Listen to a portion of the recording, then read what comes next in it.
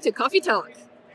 In this episode, we would like to explore the career opportunity of consultants in the unit trust and private retirement schemes industry. Joining us for this conversation is Desmond Chong. He's a licensed financial planner and founder of Next Generation Consultancy, a financial planning company founded with the aim of helping individuals and businesses manage their wealth. In his capacity as an agency manager for Kenanga Investors Berhad. He is also a consultant for the unit trust and private retirement schemes. Desmond is also a strong advocate for financial literacy, especially amongst the younger generation. Welcome to the show, Desmond. Yeah, thank you. All right, let's start with a basic question. Tell us a little bit about what you do. My company, Next Generation Consultancy, was founded in 2021. Our company vision is to provide holistic financial planning services, individual and corporates, which is we help them to create the financial blueprint. Our HQ is in Mid Valley KL, and our first branch is in Segamat, Johor. We're starting with a team of 3, and now we have grown to 15 people.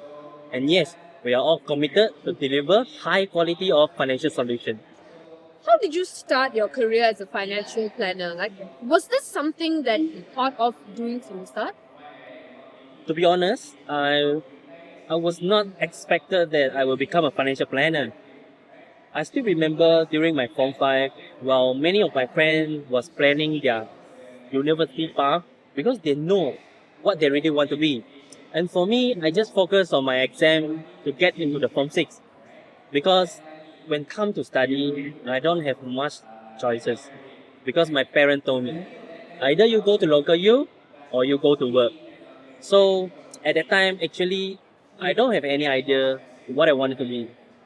And why did you choose to enter the workforce after secondary school as opposed to higher education, like a degree or a diploma? While waiting for the university offer after Form 6, actually I have already working as a bank teller. So when the time the offer came in, I decided to keep working instead of going to the university that offer me something related to agriculture, Right. which is not my interest. Right. Okay. But by the time, I already know I need to keep improving myself.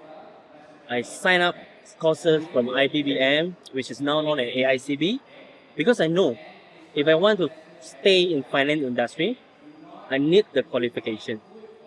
Absolutely. And when you decided to start work, what was your mindset at that time?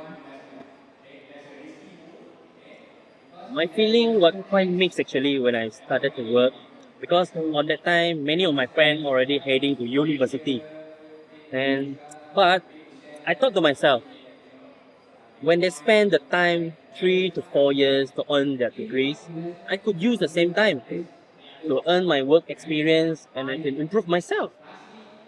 But, however, I face the reality of job market. Because I realized that many of the multinational company, which is MNC, Right. they are still prioritize the degrees. But fortunately, at that time, I know I had a passion in finance. So I spent my weekend to pursue the CFP qualification. So let me ask you the golden question then. What is your story behind your decision to enter into the unit trust industry? During the early day in bank, I noticed that there was a empty position, always empty in the banking hall. So out of my curiosity, I asked my manager, actually, what is the position? What is it about? What is the role? And is it difficult? Because some people will come in, the new employee, but they wouldn't stay long. And I asked my manager whether myself, I could do it. And yes, my manager explained to me about the unit trust industry. And that was my first introduction to the unit trust industry. I realized that there are many challenges in the industry, but also a lot of potential to grow in this industry. So I decided to give it a shot. And yes, this decision shaped my career path. Nice. You started your career in the industry at the age of 20. And at the age of 30, you established your own company. What made you decide to start your own company? During my 10 years in the bank, I noticed that many of the people don't have financial awareness. Or they say they don't have knowledge on financial. And I can see they struggle in finance. This is what made me feel like I want to educate them. I want to help them to manage their money better. And for me, it's like a waste if people don't take care of the money. And they are not really interested in changing their attitude or their mindset towards the money. And me and my business partner, we have been talking about open our own business, set up our own business for a while. I think we talk about it every time we met up at the Chinese New Year gathering, reunion. And what makes us really take a move is because of the COVID. I believe that the pandemic has changed a lot of people, the way they live, the way they think. I think it's changed. And this is the time for us to move. And yes, we start our business. But we start with small. I mean, at the start, we just ran in the co-working space that could just fit 3 to 4 people. But as our company grew, we moved to a proper office which is just across the street. Yes, until now. That's actually an amazing story, right? And it is common to open an office in Klang Valley, where most of the investing activities are concentrated in Malaysia, right? What were the reasons for you to open your second office in Segamat, other than the fact that it's your hometown? Klang Valley indeed is the place that most of the activity, investment activity, active and concentrated. But why? Why we open our second office in Segamat, which is a smaller town? Actually, it's go back to our mission, which is educating people. I spent 10 years in Segamat and I know the problem they face, the challenge in financial. So, 3 of us as a founder, we are all from Segamat. I see. Then if we are not leading to bringing back the financial planning, then who will? So, can you share your experience and challenges when you were starting out compared to the challenges now as a business owner? I would say getting client is definitely difficult at the early year because since especially we are dealing with people money, because they need to know whether I can trust you with the money and their future. Right. And what kept me going is the trust that people put in me. Okay, many of my clients are families. Some even spanning 3 generations, from the grandfather to the daughter, even to the grandchildren. This kind of trust the client place in me actually make me not to give up easily. I feel the responsibility is there. I need to take care of them, take care of their money, take care of their future. Yeah. So for now, as a business owner, compared to last time I was a banker, I would say the challenge is when I was a banker, I just need to focus on my job scope. Right. I mean, maybe unit trust. I just need to focus on unit trust. But now, as a business owner, I need to see it's like the big picture, the whole company direction, the strategy. And I can tell you a funny story is even a A4 paper, I need to consider very carefully. I need to think it, I need to budget. Yeah, this is what the challenge is. See. Now, coming back to unit trust, right, or the industry in general. To date, Malaysia has over 60,000 unit trust consultants and over 28,000 private retirement schemes consultants. Do you feel as though that there's a lot of competition in this space? Or, does it affect or does it have any effect in your search for more clients? I actually see it as a good thing. Why I say so? Why? Because you see, when it comes to investment planning or Right. some financial thing, if I'm the only one who keep talking the benefit of the investment, the good about unit trust, actually my influence was quite limited. But if you tell me everyone is talking about unit trust, about financial planning, actually it's a good thing. It's make my job easier. So instead of I see it as a competition, I will see it as a opportunity. Yeah. So I welcome everyone to join the industry, and together we make the financial planning or investment planning more accessible. Right. And are your clients located within the distances of your offices that are in KL and Segamat? Yeah, it's nearby, but it's not limited to KL and Segamat. Actually, my clients are all from different states. For example, Malacca, Negeri Sembilan, or even Singapore. I have an agent in Singapore. And recently, I received my first batch of clients from northern part of Malaysia, Oh, which is that's the Penang. other end of the Yeah, peninsula, right? yes. But I'm not the only one who managing all those things. For example, I have my agent in Penang or Malacca. They are the one who are actually leading the region. They need to grow their client base.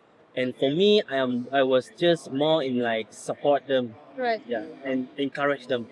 I see. Now, if I may, in your personal experience when approaching potential clients, right, do they prefer investing with the service of a consultant, or do they prefer the do-it-yourself approach? You know, like investment platforms or so. In my personal experience, some of the clients, especially those are younger and more tech savvy, they might prefer the DIY platform. But many of clients, they are still want to working with consultant because they want customized advice and a long-term investment strategies that suit their needs, special needs, unique, because everyone is different. What makes consultants standing out is that we offer customized strategy. We are not offer something like one size fits all. And yes, we are more like tailor-made the client needs and their future, their goal. Which is pretty important, I must say. Mm. Now, how do you convince investors who are skeptical about investments involving service? How do you gain their trust? Yes, I would say trust is the key. Mm, But trust, it needs time to build. right. When the very first meeting with client, Yep. you need to let them feel that, yes, I'm here to help Mm, and I'm not to sell. Yeah, but this is difficult. From the way we speak, the way we present ourselves, and the most important is how you show your professionalism. That's make all the difference. People nowadays, they are very sharp. mm, They can easily tell whether you are genuine in helping them, guide them, or you just want to take advantage of them. mm. For myself, I will focus on being transparent and honesty from the start. Over the time, when they see the result, when they feel the support that I given, the trust will naturally build. And the trust is the foundation that build the relationship more stronger and more long term. So, what are some of awareness efforts that you have done to promote your service? Actually, I have do different things to promote the financial planning. For example, I create social media video to educate the public in terms of financial awareness. Why I choose social media is because social media can reach much larger audience. It's not about more people to watch, Mm, but they can rewatch the video and even spread it out to others if they think it's useful. And yes, it is more cost effective, efficient, yeah. And for the on-ground engagement, I always actively participate in the exhibition organized by Security Commission, Bank Negara, and FIMM. mm. I like this kind of activity because I feel that this event allowed me to interact to people more directly, and I can answer their question, and I can raise their financial awareness more in personal way because different people, different mindset. Mm. Yeah, if I keep doing like video, it's like more general. Yeah, so I like this kind of exhibition. Understood? So, while you have been helping people grow their income, you're also a proponent of financial literacy and have been teaching the public on basic financial education. Let me ask you, Mm, why people get scammed? Why people struggle financially? One of the biggest reasons is that they do not have financial awareness. education, yeah. Yes, education. You try imagine if they had a better understanding of financial or personal finance, the thing could turn away around. That's why I spend my time to do the financial literacy program. I have given free talk at various universities, especially for those who are nearly to graduate who need to enter the workforce because they need this skill. And recently, I have also worked with others. We start a program that for primary school kids because we want them to learn how to manage their money earlier, even from primary school. Right. Thank you for the opportunity that given, and I'm very grateful. And I'm always looking to work with others, anyone, to promote the financial literacy. You know, Desmond, you could just focus solely on acquiring more clients and commissions, for their investment. So why do you spend your time teaching people about personal financial management? Yes, I could just focus on getting clients, selling unit trusts, selling products, and earn commission. But I believe that teaching people in personal finance actually have a bigger impact. You try imagine if all the people they know about financial, they can manage their money, actually they will become a better client. They will come to us. We don't need to fight them. So for me, actually, I see this as an opportunity.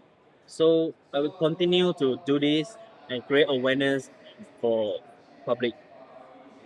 So, Desmond, you've come a long way in your journey as a consultant, financial planner, and a company owner. What would be your advice to the people out there who are looking around for a career and maybe considering to become a consultant? My advice is simple. Don't afraid to start. It might seem difficult to start, but you will never know what is possible until you give it a shot. So join the industry. Don't be afraid. Stay committed, stay focused, keep learning. And yes, building trust with your client.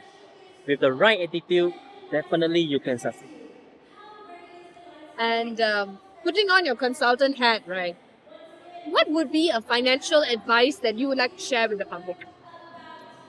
My main piece of advice is simple. Keep investing. No matter how the market condition, keep investing, stay in investing is the key to accumulate your wealth in the long term. Desmond, thank you so much for joining us today. It has been a pleasure hearing you share about your experiences, which has been inspiring, I must say. We hope that you found this session insightful and inspiring. Should anyone be interested in considering to become a consultant, you can visit FIMM's official website to view a list of companies who are members of FIMM. And from there, reach out to the respective companies that you may be interested in signing up with. For more coffee talk, be sure to hit the like button and subscribe to FIMM's YouTube channel so that you don't miss out on future content. If you do have any topics that you would like to know more about, let us know in the comment section below. See you in the next episode on Coffee Talk.